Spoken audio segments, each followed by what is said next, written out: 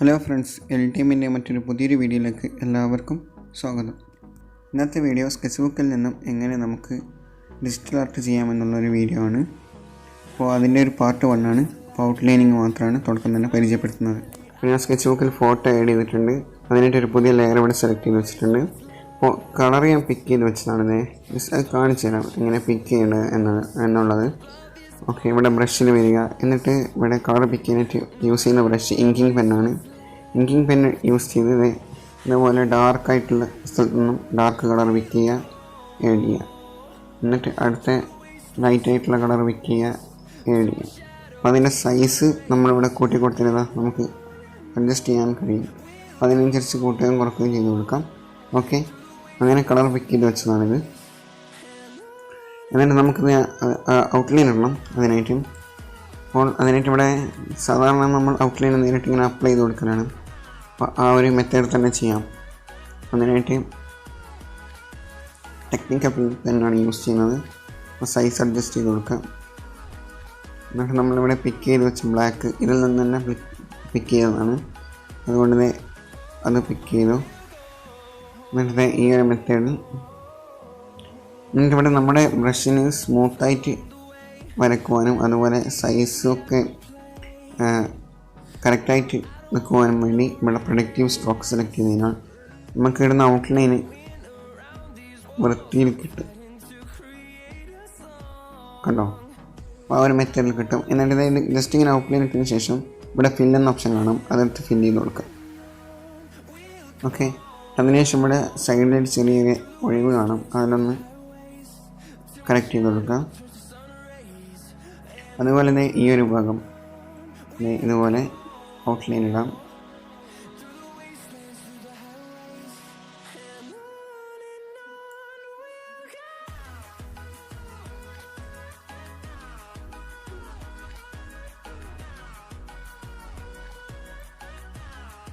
Okay, ഇത് outline ഇട്ടു. അത് നമ്മൾ ചെയ്യേണ്ടത് പുതിയ ലെയറിലാണ് ചെയ്യേണ്ടത്. അപ്പോൾ ഇതിൽ തന്നെ കൊണ്ടുപോയിട്ട് ചെയ്താൽ പിന്നീട് നമുക്കത് ഫോട്ടോയിൽ നിന്നും മാറ്റുവാൻ സാധിക്കത്തില്ല, അല്ലെങ്കിൽ ട്രാൻസ്ഫോം ചെയ്യാൻ പറ്റത്തില്ല. ഓക്കെ, ഞാനിതിൻ്റെ സൈസ് അഡ്ജസ്റ്റ് ചെയ്ത് ഇതുപോലെ ലൈനുകൾ ഇട്ട് കൊടുക്കുകയാണ്.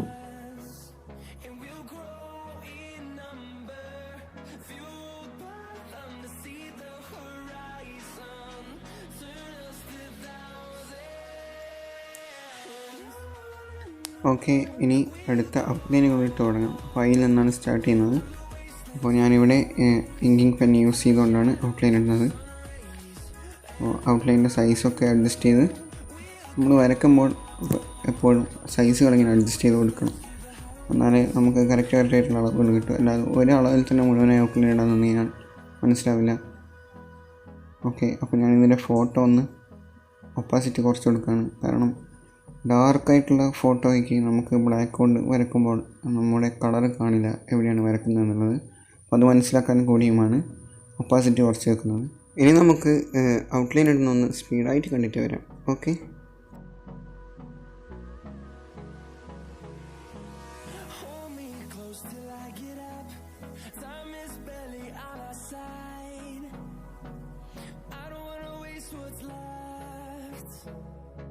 The storms we chase are leading us, and love is all we'll ever trust.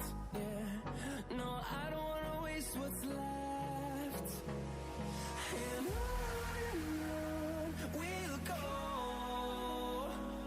through the wastelands, through the highways, till my shadow turns to sun rays. And on we'll go, through the wastelands, through the highways. And on we'll go.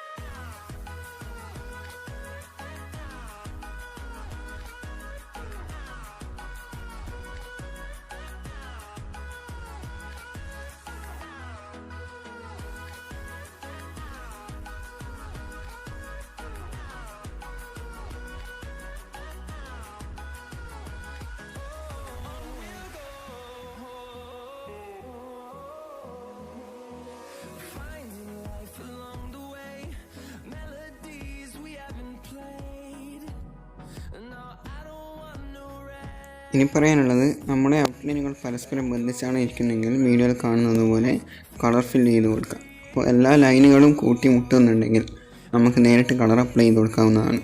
Okay, കളറിൻ്റേത് കളറൊക്കെ fill ചെയ്തിട്ടുണ്ട് ചെറിയൊരു ഭാഗം. ഇനി ചെയ്യേണ്ട ഒരു method എന്താണെന്ന് വെച്ച് കഴിഞ്ഞാൽ, ഇവിടെ ബ്രഷിലേക്ക് വരികയാണ്. എന്നിട്ട് നേരെ താഴെ ഭാഗത്തേക്ക് വന്നു കഴിഞ്ഞാൽ നമുക്കിവിടെ കളർലെസ് എന്ന് പറഞ്ഞ ബ്രഷ് കാണാം. അത് സെലക്ട് ചെയ്തിട്ട് അതിൻ്റെ സൈസൊക്കെ ഒന്ന് അഡ്ജസ്റ്റ് ചെയ്ത് സൂം ചെയ്യുമ്പോൾ അഡ്ജസ്റ്റ് ചെയ്ത് കൊടുത്താൽ മതി. എന്നിട്ട് അതിനെ സ്മഡ്ജ് എന്ന് കൊടുക്കാം. സ്മഡ്ജ് എന്ന് കൊടുത്തിട്ട് ഇവിടെ സൂം ചെയ്തെടുക്കുന്ന സൈസ് അഡ്ജസ്റ്റ് ചെയ്ത് കൊടുക്കുക. എന്നിട്ട് ഈ ഒരു മെത്തേഡിൽ ഇങ്ങനെ ചെയ്ത് കൊടുക്കാം. ഇത് ഞാൻ ചെയ്യുന്ന മെത്തേഡാണ് കേട്ടോ. അപ്പോൾ ഇത് വേറെ മെത്തേഡിൽ നിങ്ങൾ ചെയ്യുന്ന ആ ഒരു മെത്തേഡ് തന്നെ ഫോളോ ചെയ്താലും മതി. ഓക്കെ,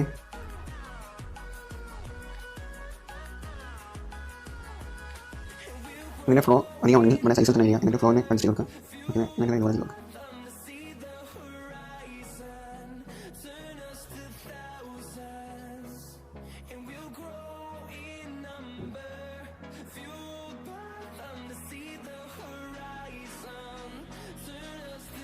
ഓക്കെ, ആ ഒരു മെത്തേഡ് അവിടെ കഴിഞ്ഞു. എന്നിട്ട് വീണ്ടും നേരത്തെ ചെയ്തതുപോലെ ഔട്ട്ലൈൻ എടുക്കണം. ഔട്ട്ലൈനായിട്ട് നേരത്തെ യൂസ് ചെയ്ത പെന്നെ എടുത്തു. ഇനി നമുക്കിത് മുഴുവനായി ഒന്ന് ഔട്ട്ലൈൻ ഇട്ടിട്ട് വരാം, അതായിരിക്കും ബെറ്റർ.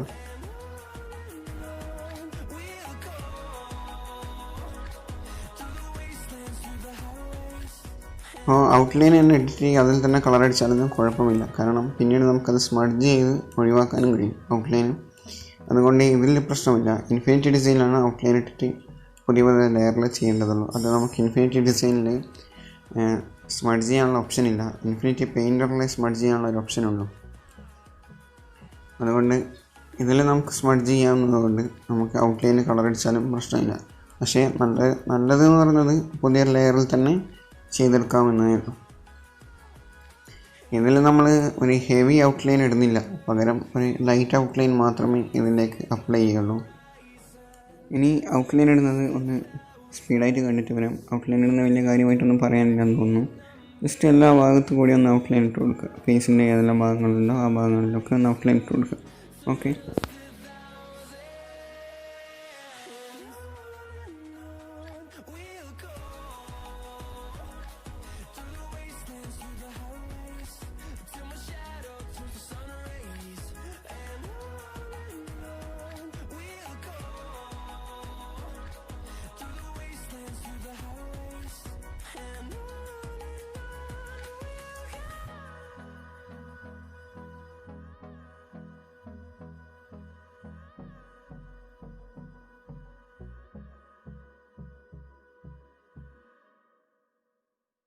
അങ്ങനെ നമ്മുടെ ഔട്ട്ലൈൻ സെക്ഷൻ കംപ്ലീറ്റ് ആയിട്ടുണ്ട്. ഞാനൊരു ചെറിയൊരു ഭാഗം മാത്രം കളർ ഫില്ല് ചെയ്ത് കൊടുത്തിട്ടുണ്ട്. ഇനി ബാക്കിയുള്ള ഭാഗം കളർ ഫില്ല് ചെയ്യാന്ന് പറയുന്നത്, നമ്മുടെ റെഫറൻസ് ഫോട്ടോ ഓപ്പൺ ചെയ്തു. എന്നിട്ട് ഈ ഒരു മെത്തേഡിൽ ബ്രഷിൻ്റെ സൈസ് കൂട്ടി കൊടുക്കാം.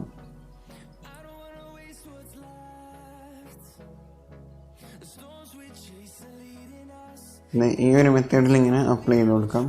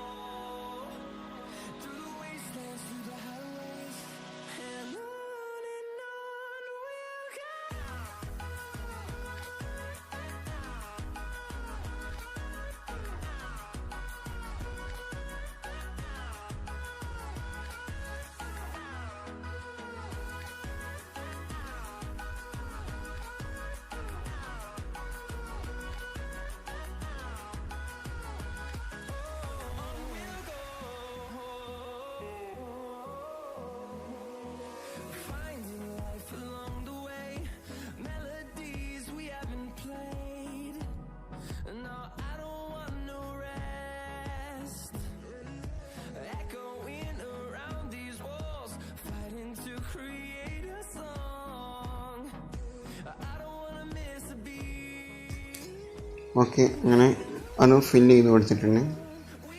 ഉള്ളിൽ നിങ്ങൾക്ക് ഇവിടെ കാണാം. പിന്നെ ഈ ഒരു മെത്തേഡിൽ ഇപ്പോൾ ചെയ്ത് വെച്ചിട്ടുണ്ട്. ഇനി ഇതിനൊന്ന് നമുക്കൊന്ന് ചെറുതായിട്ടൊന്ന് സ്മഡ്ജ് ചെയ്തെടുക്കാം. സാധാരണ എല്ലാം കൂടി സ്മഡ്ജ് ചെയ്യാറാണ്, ഞാനിവിടെ ഒന്ന് ചെറുതായി സ്മഡ്ജ് ചെയ്ത് കൊടുക്കുകയാണ്. അതിനായിട്ട് നേരത്തെ യൂസ് ചെയ്ത കളർ തന്നെ യൂസ് ചെയ്തത് ഇതുപോലെ ബിയർഡൊക്കെ ഒന്നിങ്ങനെ സെറ്റ് ചെയ്ത് കൊടുക്കുകയാണ്.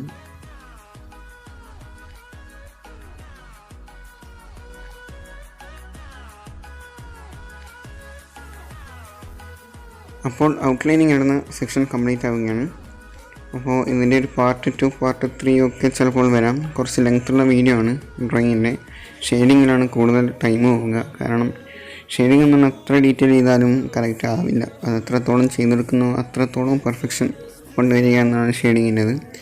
അതുകൊണ്ട് തന്നെ നമുക്കിതിൻ്റെ ഒരു പാർട്ട് 1 ആയിട്ടാണ് ഞാൻ അപ്ലോഡ് ചെയ്യുന്നത്. ഔട്ട്ലൈനിങ് കറക്റ്റ് എല്ലാവർക്കും മനസ്സിലായിക്കോട്ടെ എന്നുള്ള രീതിയിൽ. അപ്പോൾ ഇഷ്ടപ്പെട്ടാൽ തീർച്ചയായും ലൈക്ക് ചെയ്യുക. സബ്സ്ക്രൈബ് ചെയ്തിട്ടില്ലെങ്കിൽ സബ്സ്ക്രൈബും കൂടി ചെയ്യുക. തൊട്ടടുത്ത് ബെല്ലൈക്കൺ ഒന്ന് എനേബിൾ ചെയ്ത് വെച്ചാൽ പുതുതായി ഇടുന്ന വീഡിയോസ് നിങ്ങൾക്ക് നോട്ടിഫിക്കേഷൻ ലഭിക്കുന്നതായിരിക്കും. പിന്നെ ഒരുപാട് ട്യൂട്ടോറിയൽ ഞാൻ ഇതുവരെ അപ്ലോഡ് ചെയ്തിട്ടുണ്ട്.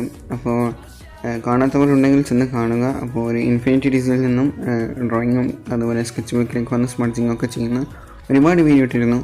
അപ്പോൾ അതിൻ്റെ ഒരു പാർട്ട് 1 പാർട്ട് 2 ആയിട്ടൊക്കെ ചെയ്തിട്ടിരുന്നു. അപ്പോൾ അത് കാണാത്തവരുടെ കാണുക. പിന്നെ സ്ക്രിബിൾ ആർട്ട് അങ്ങനെ ഒട്ടനവധി ആർട്ടിൻ്റെ ട്യൂട്ടോറിയൽ അപ്ലോഡ് ചെയ്തിട്ടുണ്ട്. കാണാത്തവരുണ്ടെങ്കിൽ കാണാം. അപ്പോൾ ഇന്നത്തെ വീഡിയോ അവസാനിക്കുകയാണ്. Bye bye.